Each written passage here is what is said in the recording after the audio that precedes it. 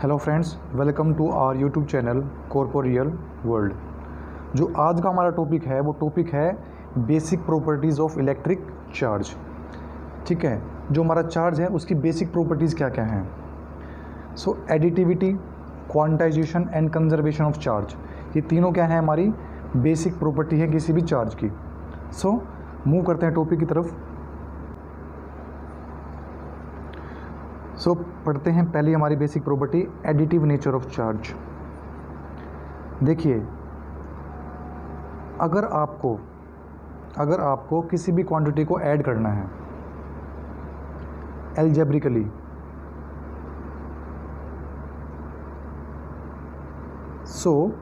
वो क्वांटिटी हमारी स्केलर होनी बहुत ज़रूरी है, बिकॉज स्केलर क्वांटिटी को ही आप सिंपली एल्जेब्रिकली ऐड कर सकते हैं। जैसे कि हमारा मास, वो क्या है, एक स्केलर क्वांटिटी है, दैट इज़ उसके पास सिर्फ मैग्नीट्यूड है। इसी प्रकार से हमारा चार्ज वो भी क्या है, एक स्केलर क्वांटिटी है, इसके पास कोई डायरेक्शन नहीं होती, सिर्फ मैग्नीट्यूड होता है। तो एग्जांपल देखिए, अगर मैं आपसे कहूँ हमारे पास 2 kg और एक 3 kg और एक 4 kg, 3 पैकेट्स हैं हमारे पास, 2 kg, 3 kg, 4 kg का। अगर मैं बोलूं कि तीनों का टोटल मास कितना है, तो क्या करोगे, सिंपली इनको ऐड कर दोगे। 2 + 3 + 4 कितना हो गया, 9 kg। तो हमने इनको सिंपली ऐड कर दिया एल्जेब्रिकली, क्योंकि ये है स्केलर क्वांटिटी। ओके, इसी प्रकार से जो हमारा चार्ज है वो भी क्या है, एक स्केलर क्वांटिटी है। चार्ज को भी हम एल्जेब्रिकली ऐड कर सकते हैं। एल्जेब्रिकली ऐड करेंगे तो हम टोटल चार्ज किसी भी सरफेस के ऊपर, सिस्टम के ऊपर निकाल सकते हैं। तो देखिए, additive nature, it means total charge of system is algebraic sum of all individual charge located at different points inside the system. या मान लीजिए ये एक सिस्टम है हमारे पास, ये एक सिस्टम है हमारे पास, इस सिस्टम के ऊपर डिफरेंट पॉइंट्स पर डिफरेंट चार्जेस हैं, Q1, Q2, Q3, Q4 so on.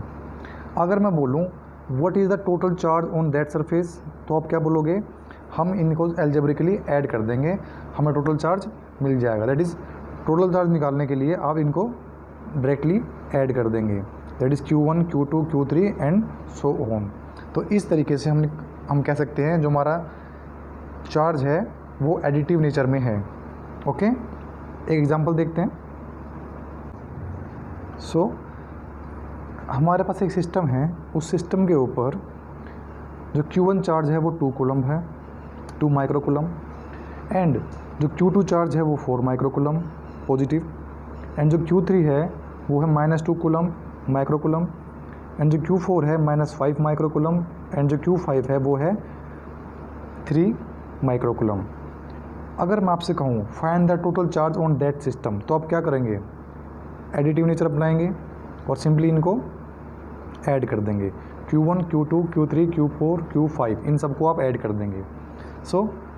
2 micro coulomb plus 4 micro coulomb plus में 2 माइनस का 2 माइक्रो कूलम प्लस में -5 माइक्रो कूलम प्लस में 3 micro coulomb. Positive negative negative, यहाँ पे पॉजिटिव नेगेटिव नेगेटिव। तो देखिए ये +2 पॉजिटिव का, ये -2 नेगेटिव, तो आपस में कैंसिल आउट हो जाएंगे। +4 + 3 7 माइक्रो कूलम और माइनस का 5, तो कितना बचा टोटल, 2 माइक्रो कूलम। तो 2 माइक्रो कूलम क्या हो गया, नेट चार्ज हो गया उस सिस्टम के ऊपर। तो ये था हमारा additive nature of charge. Now move करते हैं second property, quantization. It's very important. तो चलिए मूव करते हैं। क्वांटाइजेशन ऑफ चार्ज को समझने से पहले हम ये समझते हैं जो हमारा क्वांटाइजेशन है, क्वांटाइजेशन का मतलब क्या होता है। अगर आप क्वांटाइजेशन का मतलब समझ जाते हैं तो quantization of charge it's very easy for you. पहले सीखते हैं क्वांटाइजेशन। तो देखिए, मैं आपको एक एग्जांपल देता हूँ इसका। पहले मान लीजिए हमारे पास एक बिल्डिंग है जिसके पास ग्राउंड फ्लोर है और उसके पास टोटल 8 फ्लोर हैं, ग्राउंड फ्लोर से 8 फ्लोर। अगर आपको ग्राउंड से फर्स्ट फ्लोर पर जाना है तो सीधा आप लिफ्ट में बैठेंगे, लिफ्ट में क्या पुश करेंगे, 1 पुश करेंगे और आप कहाँ पहुँच जाएंगे, फर्स्ट फ्लोर पर।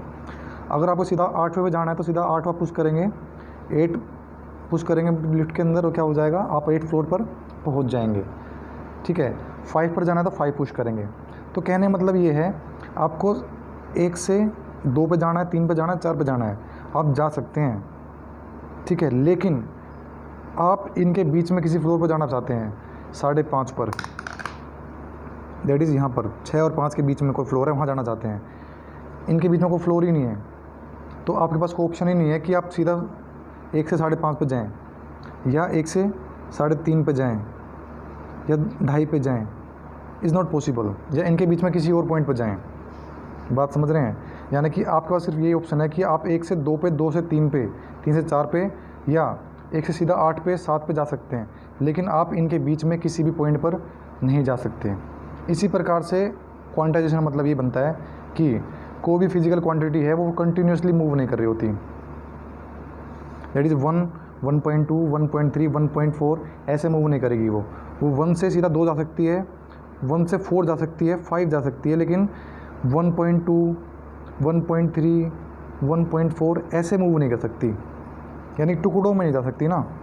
ठीक है, ये होता है क्वांटाइजेशन मतलब कि any quantity can not very continuously to have an arbitrary value.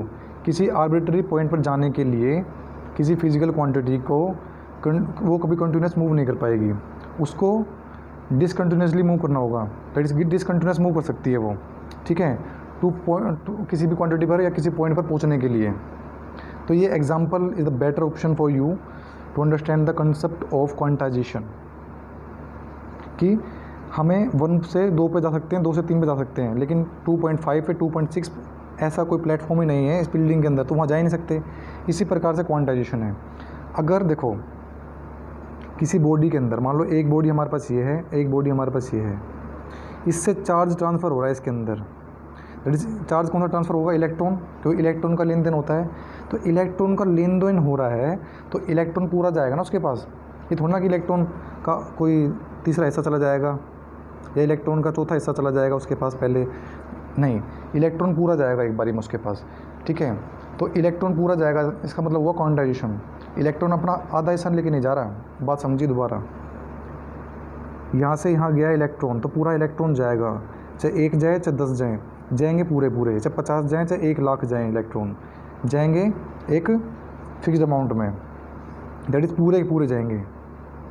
ठीक है, ये नहीं कि आधा इलेक्ट्रॉन एक बार चला गया, आधा एक बार चला गया, या 1/3 एक बार चला गया, 1/3 एक बार चला गया, 1/3 एक बार चला गया, नहीं, ऐसा नहीं होगा। ठीक है, यही है क्वांटाइजेशन। ठीक है, तो अब एक देखिए एग्जांपल देखिए दोबारा, अब समझ पाएंगे इसको कि मैंने क्यों बोला था कि ग्राउंड फ्लोर से आप फर्स्ट पे जा सकते हो, 3rd पे जा सकते हो, या किसी फ्लोर पे जा सकते हो, लेकिन इनके बीच में आने वाले किसी भी पॉइंट पर नहीं जा सकते, बिकॉज ऑप्शन ही नहीं है वो हमारे पास। ठीक है, इसी प्रकार से इलेक्ट्रॉन हैं, चार्जेस हैं, जो पूरे वेरी करें, पूरे ट्रांसफ़र होंगे एक बारी में, पूरा इलेक्ट्रॉन जाएगा एक बारी में, हाफ इलेक्ट्रॉन नहीं जाएगा, तो इसे बोलते हैं quantization of charge. I hope समझ पा रहे होंगे आप।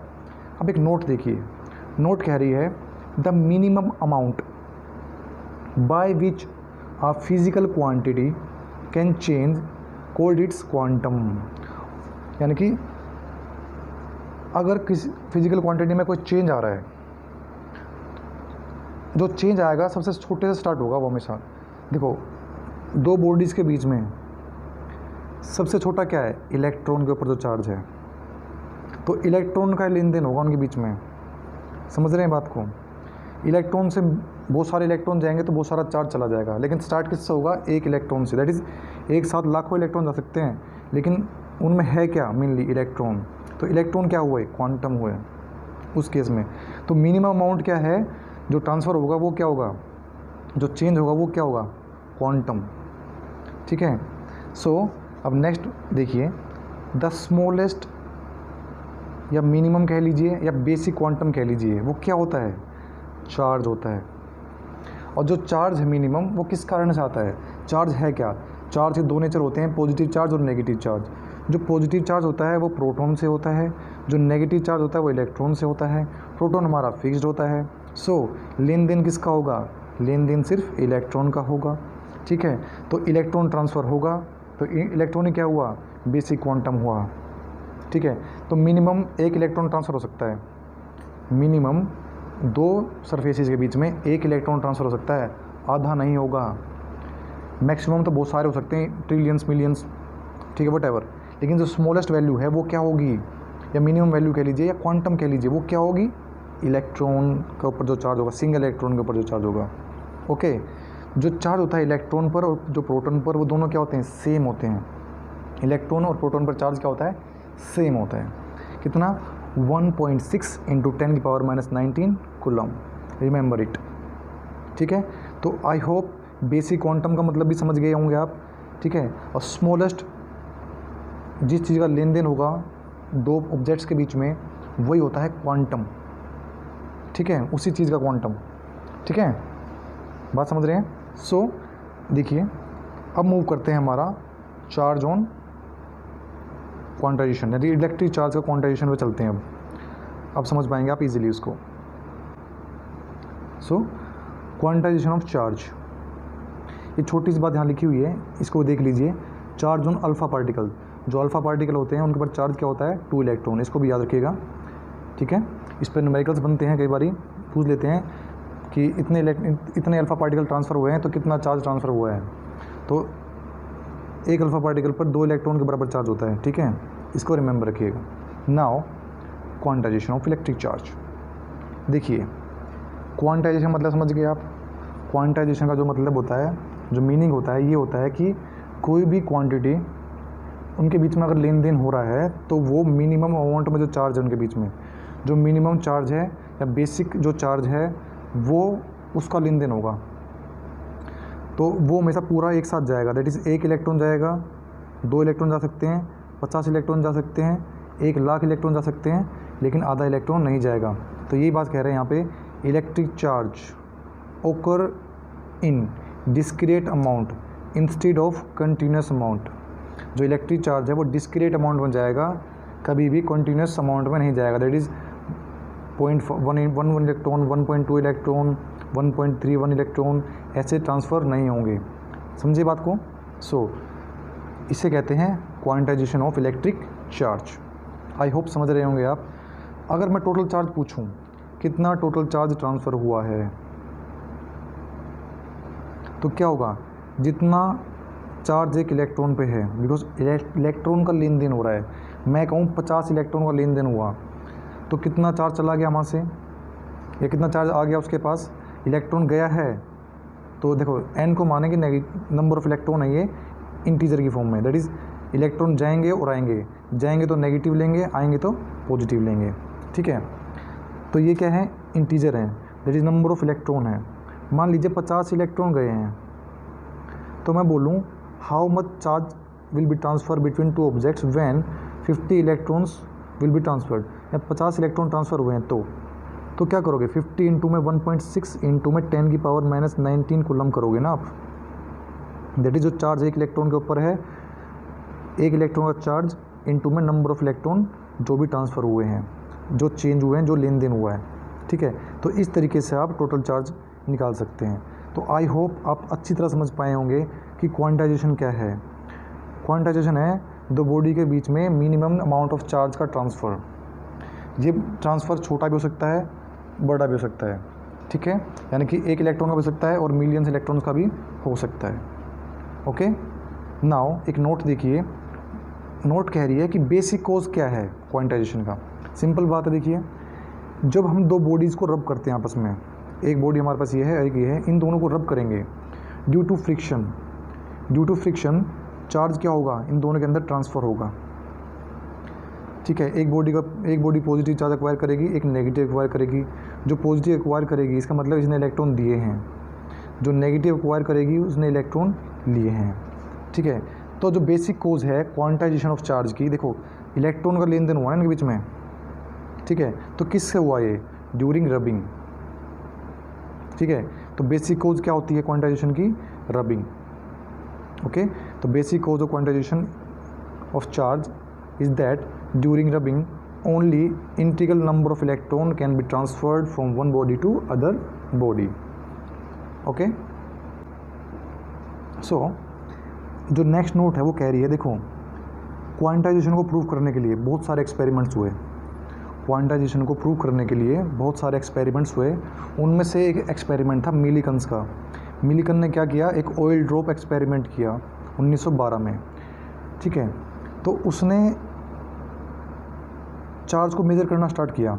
चार्ज की मेजरमेंट के लिए ये एक्सपेरिमेंट किया और उससे ये प्रूव हो पाया कि चार्ज क्या है, क्वांटाइजेशन है, क्वांटाइजेशन में है. दैट इज़ नेचर क्या है उनका, क्वांटाइजेशन में है. दैट इज़ जब चार्ज का ट्रांसफ़र होता है ना एक बॉडी से दूसरी बॉडी के अंदर, वो हमेशा इंटीग्रल मल्टीपल होता है. क्या होता है, इंटीग्रल मल्टीपल. दैट इज़ एक इलेक्ट्रॉन, दो इलेक्ट्रॉन, इलेक्ट्रॉन 1 बाय 1 ट्रांसफ़र हो रहे होते हैं. ठीक है, ऐसा नहीं कि 1.12, 1.21 या आधा इलेक्ट्रॉन चला गया, 1/3 चला गया, 1/4 चला गया, ऐसा नहीं हो रहा होता. ये प्रूव किया था मिलीकन्स ने अपने एक्सपेरिमेंट में. ओके, सो नाउ अब एक क्वेश्चन आपके लिए. अगर मैं आपसे बोलूँ कि 1 कूलम चार्ज है हमारे पास, दैट इज़ जो क्यू की वैल्यू है वो कितनी है, 1 कूलम है.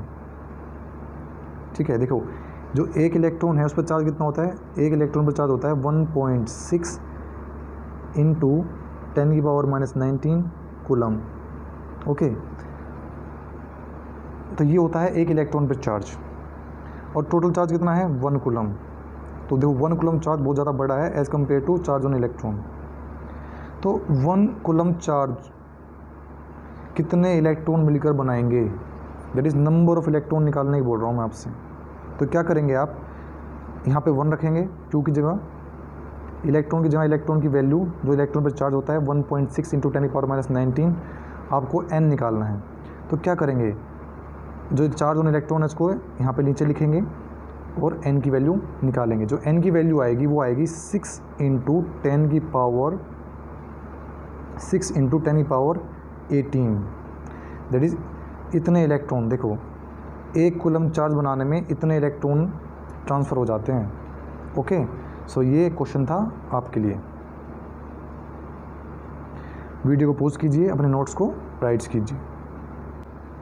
सो जो लास्ट प्रॉपर्टी है कंजर्वेशन ऑफ चार्ज, इसको देखते हैं. कंजर्वेशन मतलब होता है बचे रहना, ये बचाए रखना किसी चीज़ को. दैट इज़ जैसे पहले थी वैसे ही बाद में. That is before and after चीज़ें बिल्कुल सेम रहें, वो होती है कंजर्वेशन. तो ये कैसे अप्लाई हो रही है चार्ज में, तो ये देखते हैं. कंजर्वेशन ऑफ चार्ज, इसका मतलब कंजर्वेशन हो रहा है तो क्या हो रहा होगा, बिफोर एंड आफ्टर जो चार्ज होगा वो क्या होगा, सेम रहेगा. कंजर्वेशन मतलब ये होता है. अगर चार्ज में कंजर्वेशन हो रहा है तो इसका मतलब ये हुआ कि जो चार्ज पहले था वही चार्ज बाद में होगा. तो इसको प्रूव भी किया गया और हर बारी ऐसा देखा गया. डिफरेंट एक्सपेरिमेंट्स किए गए, डिफरेंट एग्जाम्पल्स भी दूंगा मैं आपको. सब में ये दिखेगा आपको कि चार्ज जो है बिफोर एंड आफ्टर हमेशा क्या रहेगा, सेम रहेगा. दैट इज़ कंजर्व्ड रहेगा. तो conservation of charge implies that electric charge can be created और डिस्ट्रॉयड. इलेक्ट्रिक चार्ज क्रिएट भी कर सकते हो, डिस्ट्रॉय भी कर सकते हो. दैट इज़ इलेक्ट्रॉन आएंगे तो क्रिएट होगा, जाएंगे तो डिस्ट्रॉय होगा. लेकिन आएंगे और जाएंगे always in the form of equal and opposite pairs. Okay, but never in isolation. दो बॉडीज़ को रब किया तो इसमें 2 इलेक्ट्रॉन गए, इसमें 2 इलेक्ट्रॉन आए, तो इसमें से 2 गए, इसमें 2 आए. ठीक है, तो हमेशा क्या होगा, इक्वल अमाउंट में ट्रांसफ़र होंगे. ठीक है, इक्वल एंड अपोजिट. ओके, तो इससे क्या प्रूव हो रहा है, इससे प्रूव हो रहा है चार्ज क्या है, कंजर्व्ड है नेचर में. That is destroy, that is create भी हो रहे हैं, डिस्ट्रॉयड भी हो रहे हैं. इसमें क्या हो रहा है, चार्ज इलेक्ट्रॉन आ रहे हैं तो चार्ज बढ़ रहा है, दैट इज़ नेगेटिव. इस पर जा रहा है तो दैट इज़ पॉजिटिव. तो पॉजिटिव नेगेटिव -2 + 2 क्या हो जाएंगे, 0.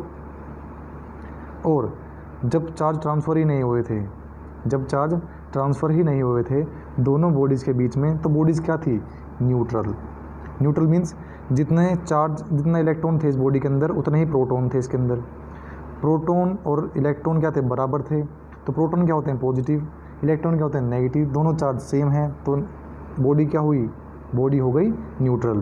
That is before transfer charge के ट्रांसफ़र होने से पहले दोनों बॉडीज़ क्या थी आपस में, न्यूट्रल थी। लेकिन जब चार्ज ट्रांसफ़र हुआ, 2 इलेक्ट्रॉन यहाँ से गए, 2 इलेक्ट्रॉन इसने लिए, इस पे 2 नेगेटिव चार्ज आया, इस पे 2 पॉजिटिव चार्ज आया। सो अब भी ये क्या हो गए, न्यूट्रल हो गए, दैट इज़ 0 हो गया चार्ज। तो चार्ज ट्रांसफ़र से पहले भी 0 था, ट्रांसफ़र के बाद भी क्या है, 0। तो टोटल चार्ज क्या है, नेट चार्ज क्या है, 0 रहा ना। तो इससे क्या प्रूव हो रहा है, इससे प्रूव हो रहा है जो चार्ज है वो कंजर्वेटिव है नेचर में। एग्जांपल देखिए, इन बीटा डिके, बीटा जो पार्टिकल्स होते हैं जब उनका डिके होता है, दैट इज जब वो टूटते हैं, ठीक है, किसके, न्यूट्रॉन के। जो न्यूट्रॉन है वो 0 होता है चार्ज में, न्यूट्रॉन के ऊपर जो चार्ज होता है वो 0 होता है, 0 कूलम, ठीक है। अगर बीटा डिके करवा रहे हैं न्यूट्रॉन का तो क्या होगा, बीटा डिके में क्या होता है, जब बीटा डिके होता है न्यूट्रॉन का, इसमें एक इलेक्ट्रॉन और एक प्रोटॉन निकलता है। तो एक इलेक्ट्रॉन प्लस में एक प्रोटॉन क्या हुआ, 0। सो जो चार्ज है remain 0 before and after decay. इसी प्रकार से एक एग्जांपल और है, ग्लास रोड और सिल्क क्लॉथ, इन दोनों को आपस में क्या कर रहे हो, रब कर रहे हो। जब आप इनको रब करोगे, देखो रब करने से पहले ग्लास रोड क्या थी, न्यूट्रल थी, दैट इज 0 चार्ज। जो सिल्क क्लॉथ था वो भी क्या था, वो भी न्यूट्रल था, दोनों पे का चार्ज क्या था, 0। लेकिन जैसे ही आपने इनको रब किया, रब करने के बाद क्या हुआ, जो हमारा ग्लास रोड है उसने पॉजिटिव चार्ज एक्वायर किया, और जो सिल्क क्लॉथ है इसने नेगेटिव चार्ज एक्वायर किया। ओके, दैट इज़ इसने इलेक्ट्रॉन लिए, इसमें नेगेटिव चार्ज आया, इसका मतलब क्या है, इसने इलेक्ट्रॉन लिए, इसने इलेक्ट्रॉन दिए, इस पर पॉजिटिव चार्ज आया। ओके, जितने इलेक्ट्रॉन हमेशा देखो इसने दिए हैं, जितने इसने दिए होंगे इतने इसने लिए होंगे। अगर इसने 10 इलेक्ट्रॉन दिए हैं तो इसने 10 ही लिए होंगे ना। तो नेट चार्ज क्या हो गया, 0, बिकॉज जितने इलेक्ट्रॉन दिए उतने ही इलेक्ट्रॉन इसने लिए, तो एक पे गए और एक पे आए, तो नेट चार्ज क्या रिमेन सेम रहा। तो बिफोर एंड आफ्टर चार्ज क्या हो गया, सेम, दैट इज़ 0। तो ये एग्जांपल किसका हुआ, कंजर्वेशन ऑफ चार्ज का।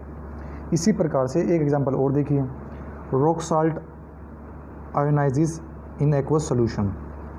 देखिए जो NaCl होता है, रॉक सॉल्ट बोलते हैं जिसको आप, जो NaCl है जब ये आयोनाइज होता है, देखो अभी NaCl, Na positive Cl negative, दोनों क्या है, न्यूट्रल हैं। जैसे ही वाटर में डालोगे इसको, एक्वा सोल्यूशन मतलब क्या होता है, एक्वा सोल्यूशन मीन्स वाटर में डाला इसको, जैसे ही आपने इसको वाटर में डाला तो ये Na positive Cl negative charge acquire कर लेगा। जितना इस पर पॉजिटिव है, इस पर 1 पॉजिटिव है, इस पर 1 नेगेटिव है, तो चार्ज क्या हो गया, same. So total charge is 0 before and after ionization. तो ये भी एग्जांपल किसका हो गया, कंजर्वेशन ऑफ चार्ज का। नेक्स्ट एंड लास्ट एग्जांपल देखिए, अब बात करते हैं नेक्स्ट एग्जांपल की, in annihilation of matter. Annihilation इसका मतलब होता है टूटना किसी चीज़ का। अगर कोई मैटर टूट रहा है, जैसे कि ऊपर एग्जांपल था बीटा डिके का, वो भी एग्जांपल किसका था, एनहिलेशन का था, ठीक है। दैट इज़ कोई चीज़ टूट रही है, कोई मैटर टूट रहा है, ठीक है। जब भी कोई मैटर टूट रहा होता है तो उसमें इलेक्ट्रॉन, प्रोटॉन जो उसके अंदर जिससे वो मिलके बना हुआ वो ब्रेक होते हैं, वो बाहर आ रहे होते हैं, ठीक है। तो कह रहा है जब भी कोई मैटर टूट रहा होता है, ठीक है, तो उसमें इलेक्ट्रॉन और पॉजिट्रॉन, इलेक्ट्रॉन का ही अपोजिट होता है पॉजिट्रॉन, ठीक है, आपस में क्या करते हैं, कॉन्टैक्ट में आते हैं। कॉन्टैक्ट में आएंगे, एक नेगेटिव चार्ज और एक पॉजिटिव चार्ज अगर कॉन्टैक्ट में आ रहा है तो क्या होगा, डिफ्यूज़ हो जाएगा। क्या हो जाएगा, डिफ्यूज़ हो जाएगा। सो क्या हुआ, ये न्यूट्रलाइज हो गए, तो चार्ज क्या होगा, 0, ठीक है। So in annihilation of matter, electron and positron coming in contact destroy each other. Destroy मतलब annihilation, produce 2 gamma photons. Simple बात ये है, जब भी किसी मैटर का डिस्ट्रॉय होता है या टूट रहा होता है, ठीक है, तो उसमें इलेक्ट्रॉन और पॉजिट्रॉन निकल रहे होते हैं। इलेक्ट्रॉन और पॉजिट्रॉन आपस में क्या करेंगे, एक दूसरे को डिस्ट्रॉय करेंगे, बिकॉज इलेक्ट्रॉन नेगेटिव है, ये पॉजिटिव है, पॉजिटिव नेगेटिव डिफ्यूज़ कर देंगे एक दूसरे को।